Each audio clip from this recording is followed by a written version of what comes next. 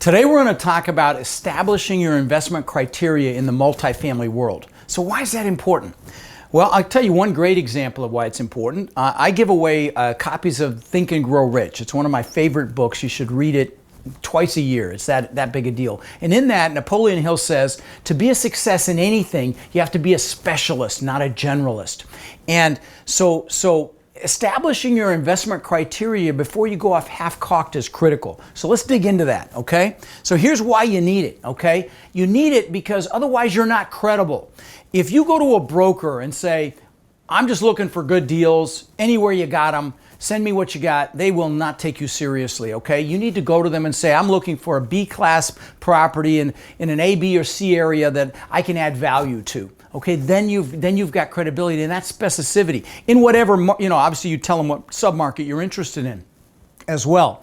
And that's when you have credibility with brokers, credibility with sellers as well, credibility with potential investors that you're going to utilize to invest in your deals. And what it does is, if you try to be to all things to all people, you're going to fail. Success in pretty much anything comes from being a specialist, like Napoleon Hill said. So you're going to pick a market, you're going to pick a sub-market, you're going to pick, what size property you're going to go after. And we're going to dig into all that. But what it does when sorry about the analogy, but it allows you to shoot with a rifle instead of a shotgun, okay? It's a honed in approach. And that's why we establish investment criteria. It keeps you on track, keeps you focused.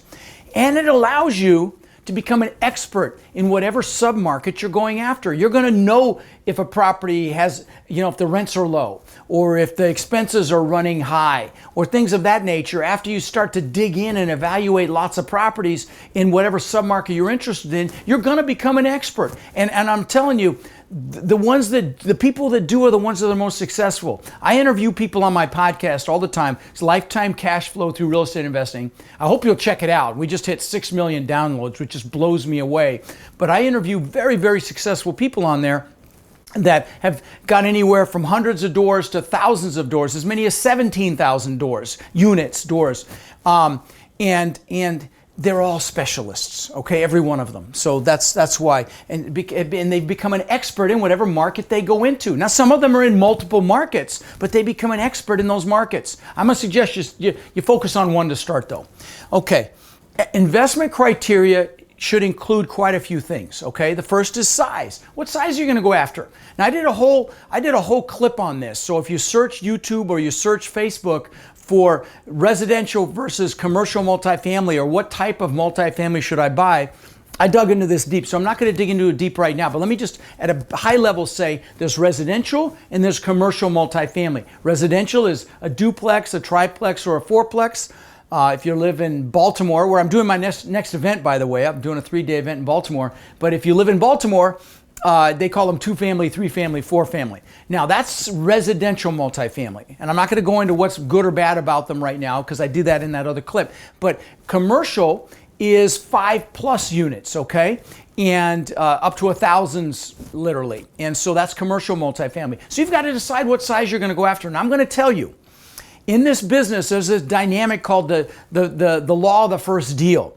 Once the first deal is always the hardest, it takes the longest, and it's the most stressful. But once you close on it, you're like, is that all there is? And then they fall like dominoes. The other thing is, and I've noticed this in my interviews with very successful operators in the business on my podcast, is that lots of people start with smaller properties. They'll start with houses, then they'll do a duplex, then maybe a 10 unit, then a 30 unit, and then 100+ units, okay? And that's not uncommon because we have what's called a courage muscle, and sometimes we have to build it, okay?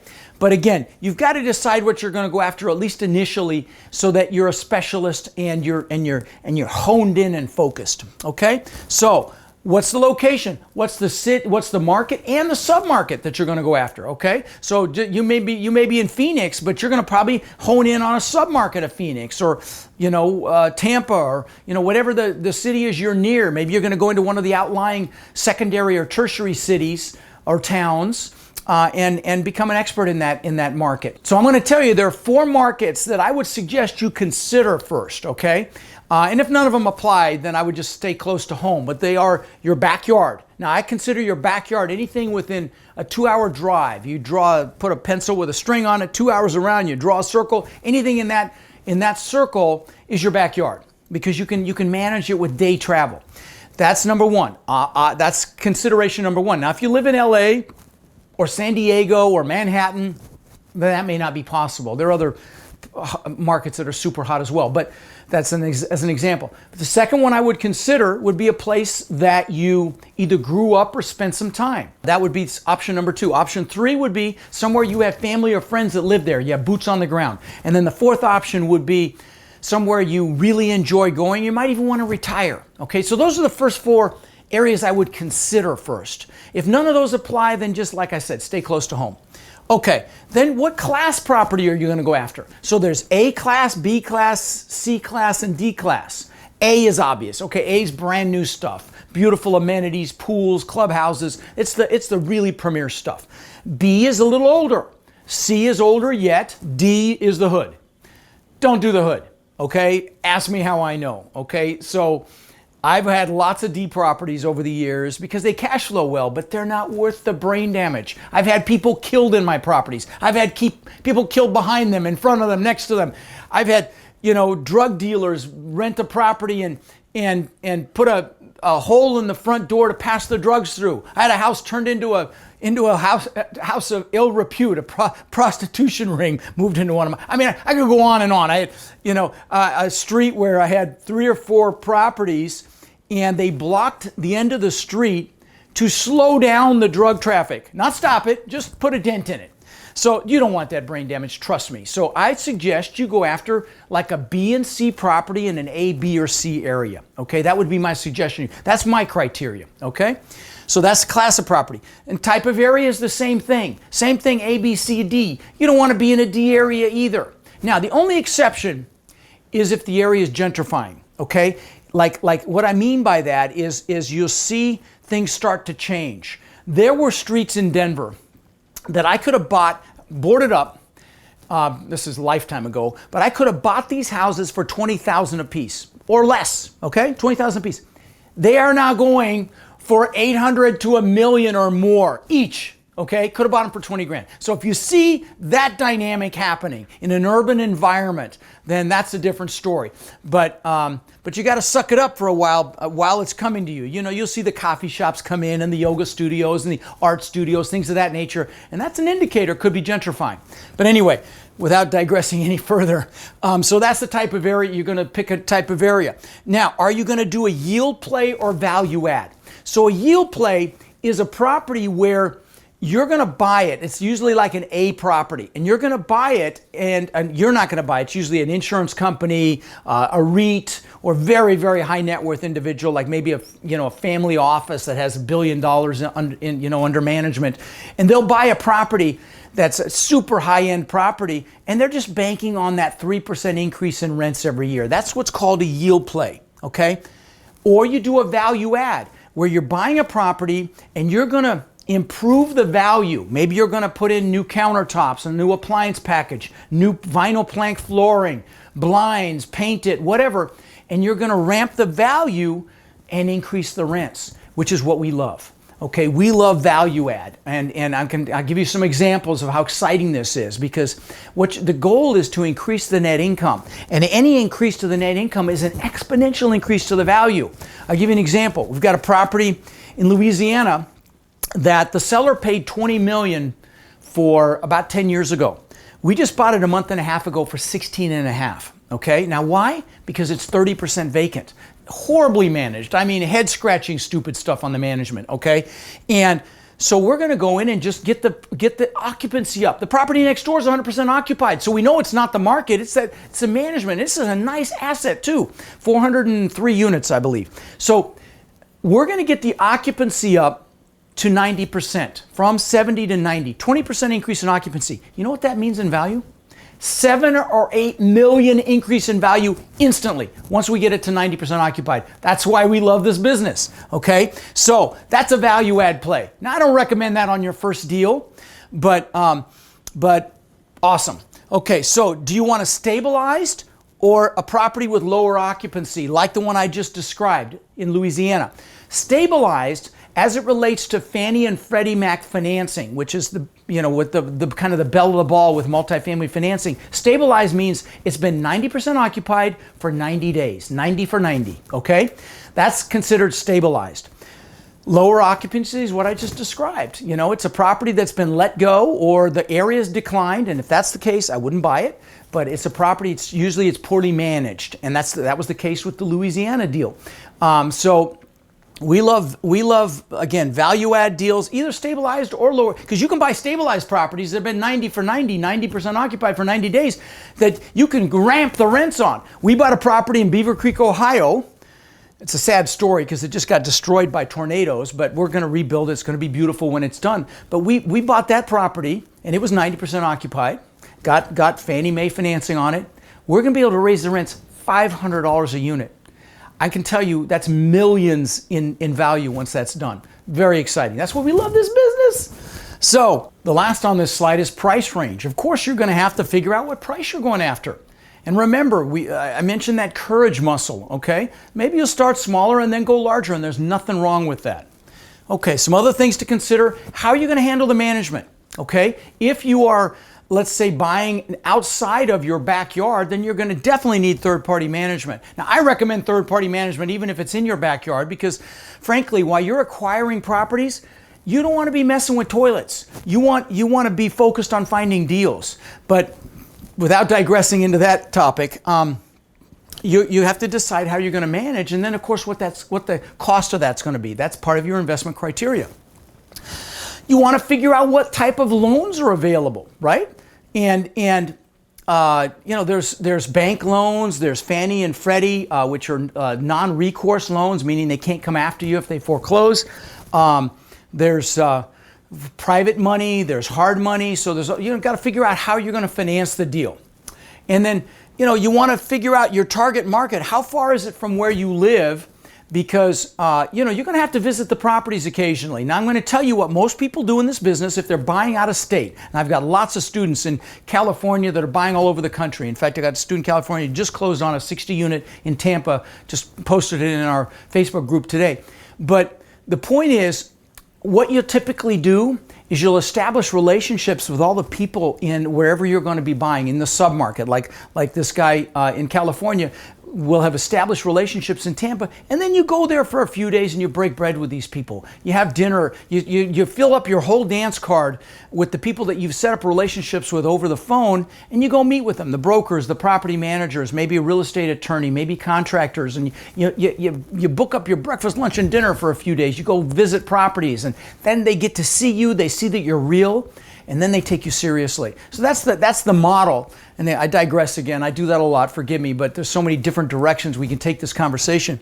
So target area, and then how much time do you have to spend? This is part of your investment criteria, because that'll dictate what you can go after. And I'm going to tell you, you can do this business on the side and build incredible wealth as little as 10 hours a week. I've got students that have retired from their job and have done this on the side. But you've got to decide how much time you're going to give this. And if you can't find 10 hours a week, you'll lie about other things too, respectfully, okay? Don't tell me you can't, because you can't. You can. I'm coaching somebody now, a single mom with 4 kids that's doing this, okay? She babysits kids in her house and she's doing this. There are no excuses, my friend. You can do this, okay? And then you look at your resources.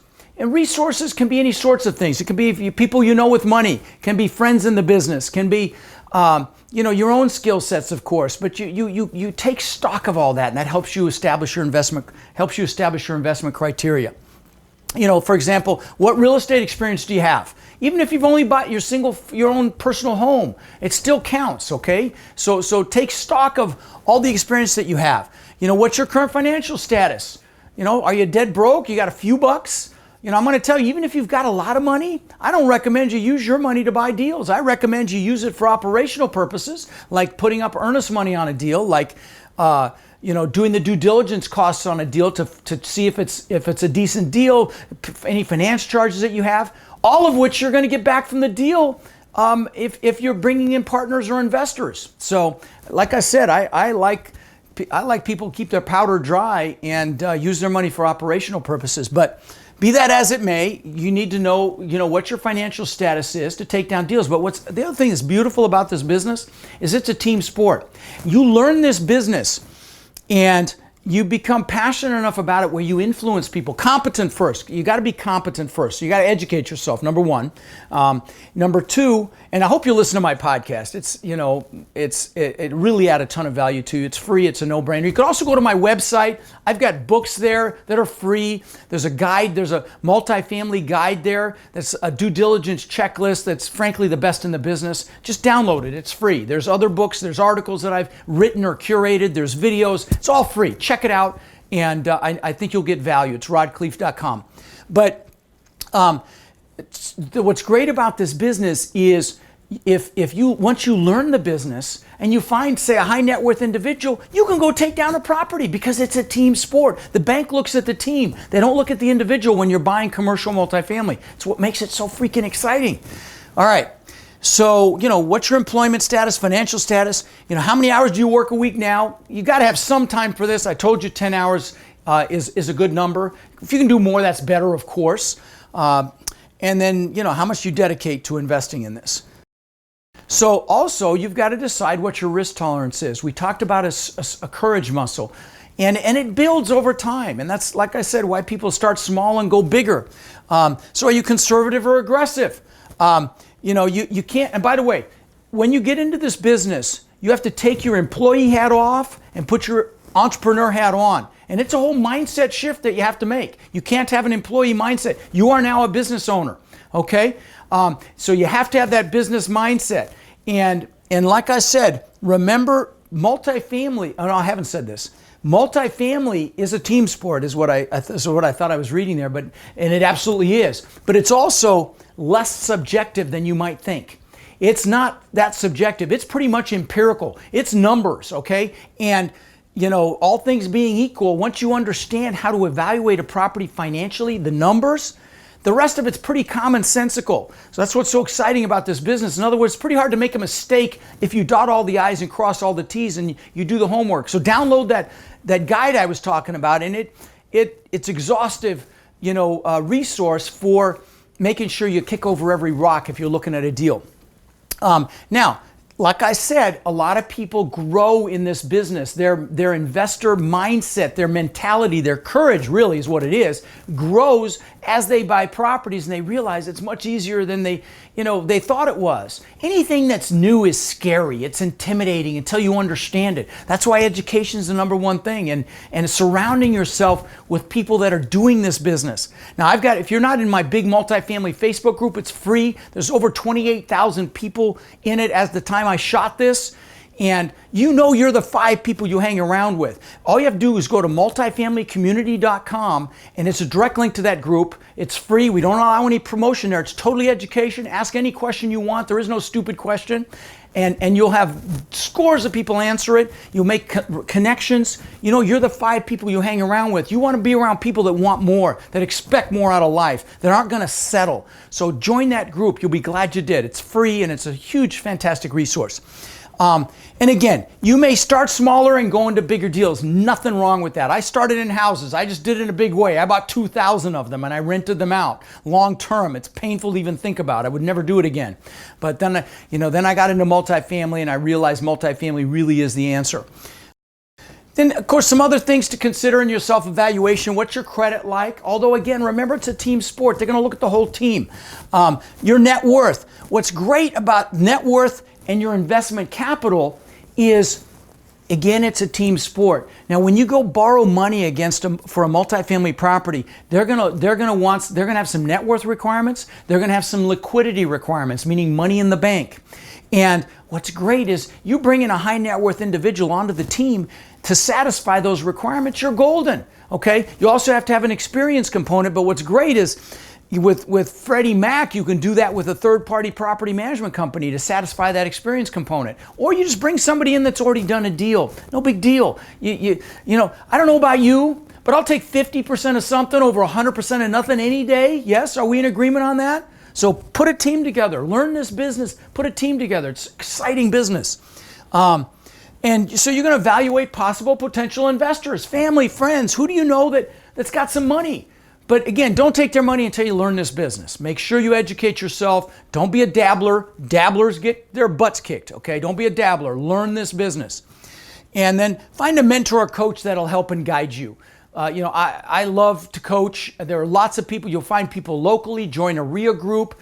I've come to one of my events. You'll freaking love it. It's just me teaching for 3 days. But regardless, get some help. Have someone looking over your shoulder so you don't make any mistakes. That'll greatly minimize your mistakes, or what I call seminars.